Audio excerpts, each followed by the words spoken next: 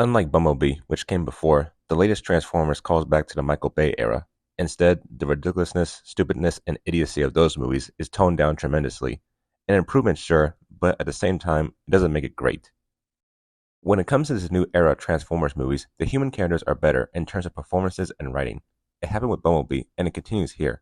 While not great, it's decent or good at the very least, enough for one to root for until the end. For this movie, the main human lead is not too bad. He, along with his little brother, provides some funny lines and an adequate level of drama. Now, much like with the Michael Bay era, the Transformers are for the most part sidelined for the human characters. The only noteworthy addition is the Autobot Mirage and the friendship he has with the human lead, similar to the friendship developed in the Bumblebee movie. As far as the rest of the Transformers, outside of Optimus and Bumblebee, the rest of the Autobots are not developed enough and come off as bland. It goes similar with the Maximals and terracons. While some designs are cool and their abilities are neat, like with the villain Scourge, they're not given enough character to latch onto them. The movie also doesn't give time to keep the camera still for one to get a good look at the Maximals whenever they transform into the robot form. This is especially evident in the climax. For the action, it was fine. There are nice moments and a couple instances of cool one-shot takes, but nothing spectacular.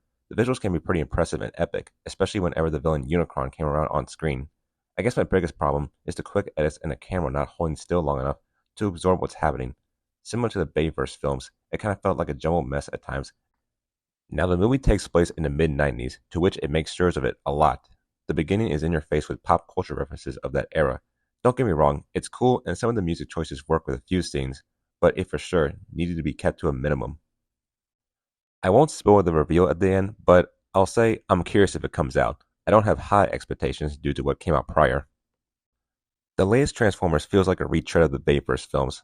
Like I said prior, it's executed without the stupidness and sheer amounts of idiocy that encompass those movies. Tone the stuff down, and the movie is play out safely average. I say give it a watch if one is looking for mindless fun, with certain levels of improvements from the previous installments.